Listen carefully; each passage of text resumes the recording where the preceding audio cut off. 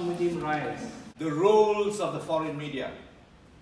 It is important role played by the foreign media. I'm sorry, you see, I was really happy the role played by Western media, either the New York Times, Washington Post, The Guardian, South China Morning Post, you have it.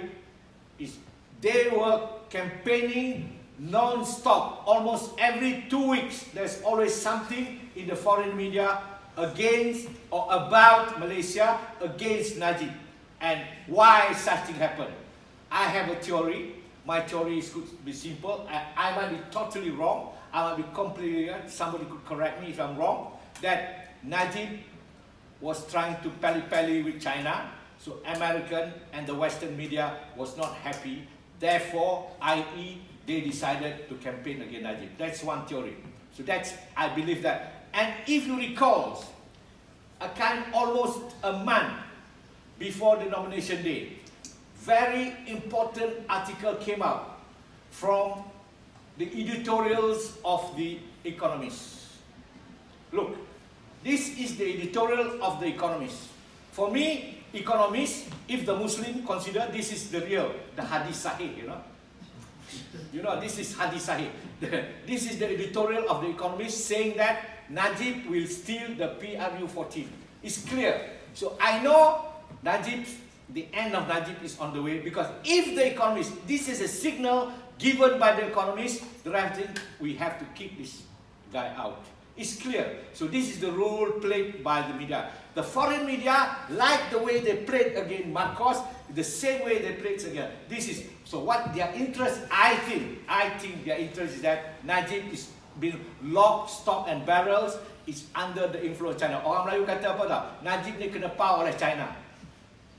You know the word pau, bukan kuih pau, it's not kuih pau, but it was pau. So he was being under the tutelage of China, because the man that's linking Najib and China is none other than Mr. Jolo, the ex-boyfriend of Paris Hilton, now running around the world. We don't know where he is now. So he is the linkage between China, Red China, and Najib, and the one and Libya. So that is how it goes, the foreign media.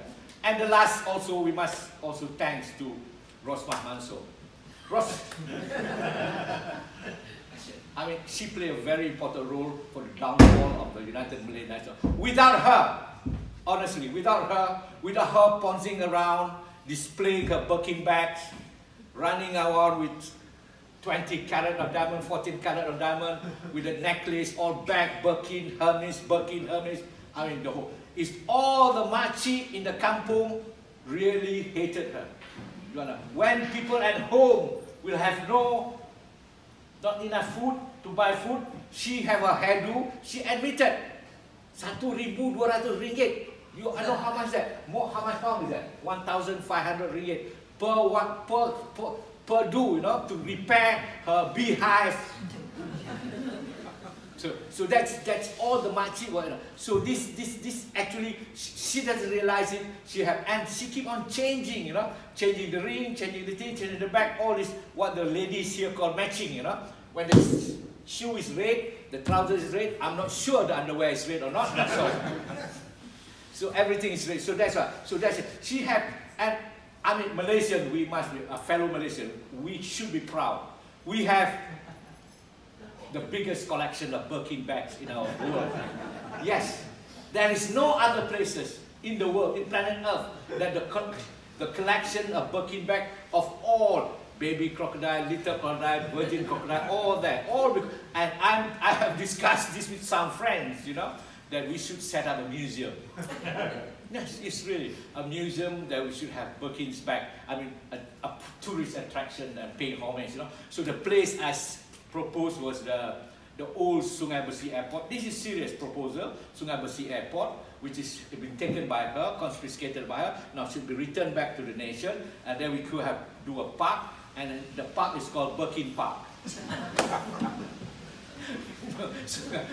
Sungai Besi Park, and then we have this great museum, because it's very important. It is important for people to know what is going on for the future generation, you know, because yes, People have no clue what is this Birkin bag. I've never seen in my life, you know. Yesterday I was walking in Oxford Street, Birkin bag. Of course, Oxford Street is very low selling Birkin. They don't sell Birkin bag in top shop, isn't it? So that I haven't seen it in my life. But I know this is the most expensive bag, and Rosmah have the best collection. And I mean, you remember lately she's just been sued by a Lebanese company for unpaid bill of. How much is unpaid bill? 30 ringgit? No. 40 ringgit? No. It's not a tetare, no. It's a 60 million. I mean, yes, unpaid bill. And this is Rosmah. So we must thank Rosmah for this. I'm sure you're familiar with the various detention centers and indoctrination centers which are there. Have they been closed? Tata Negara, yeah, is going to be. Can you explain about the BTN? BTN is Biro Tata Negara. I mean, I'm sure the two Chevening scholars here coming to study here. Usually, when people before they are Form 5 or 6 before they go to university, only the Malays, yeah, will be taken into the special courses. Usually a weekend or then they will be shown. They will sing. There's a famous song.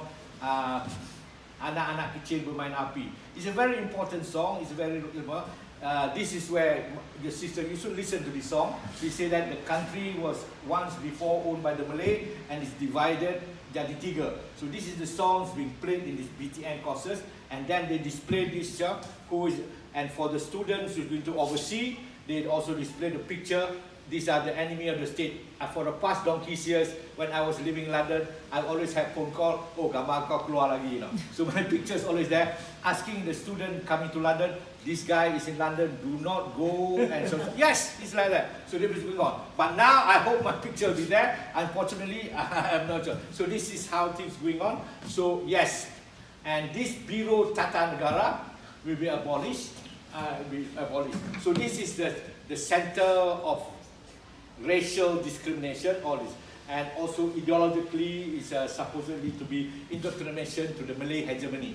This is one of the state, but at the same time, it's also not only for the student, for the young student, but it's also for civil servant. You know, for the civil servant, I think certain amount of civil servant that before they can come up to certain level, they are also given this. These are the way the state function to make sure that the state is safe, that they have civil servant who is with them. They make sure that students is with them. This is the post-70s, no? When students in Malaysia, in Australia, New Zealand, UK, Tan Wai Piao is partly responsible for it too. You know, all these things. So this is what the BTN those days is very, very powerful. Very powerful for indoctrination of the young people. But now the statement's been made, they're going to abolish it. So this is one of the positive things that's happening now. Okay. Would Anwar make a good Prime Minister? Will Anwar Ibrahim be a good Prime Minister? Yes. Not to say he's going to be a good Prime Minister. I say the question is yes. So, will he be Prime Minister? It depends entirely on all of us. Whether he's going to be good Prime Minister or not, I'm not very sure, but I'm sure he has the right rhetoric, the right thing, and his right charisma, and it is very dangerous also, because with right rhetoric, right charisma, we might forget the essence of good governance. So be aware of this. I'm not saying that he's going to be bad Prime Minister or good Prime Minister, but be aware, we as a citizen of the country must continuously play our role, critical, open-minded, to see how things are. Or else, my biggest fear for the past 2 months is that whatever gain we have, it will degenerate to what happened in the Philippines, in Indonesia. It degenerated, give birth to who? Give birth to Duterte. So what happened to the people's power? 1986 in the Philippines, for 3 president later, it became Duterte. So this is what happened. So we don't want that. So we cannot have this person. But most important thing is among ourselves, citizen. Yeah, citizen. Malaysia is now, you never think, right? It's freer. It's freer. I mean the lawyer is here. The Seditious Act is going to pull out. Then they say Rosmah is going to pull out. the poka and pota you pull out. Yes, the police are jumping up down. The old police, the new police all say we must maintain this law because the police are lazy. They prefer to catch people and lock you up, and then they say that's it without trial. So that's why the ex-IGP, two ex-IGP saying that, oh, think about it, no, we need it. But Rosmah is exactly a replacement of ISA. So it's the new government we have to abolish. I'm not sure now, as it is, I've been away for the past 2 weeks. I'm not sure what's the debate now, but from what I say, that is a promise. That is a promise of the in our manifesto. Okay, now. What is the greatest challenge that the current government of Malaysia has to face? The biggest challenge. The biggest challenge here is that it is us if we are complacent. The challenge is not to the government, actually to us, the citizen. If we think we let go of the government doing their things, then we are gone. I'm sure my biggest fear is that people are too happy to oh, kerajaan baru, then let go, and then what happens? We all come back to struggle. And I like your question because you are debating dangerous ideas. And this dangerous idea should and must be debated, must come to the open. It's time they should come to the open. And like 2 days ago, they have discussing of liberalism.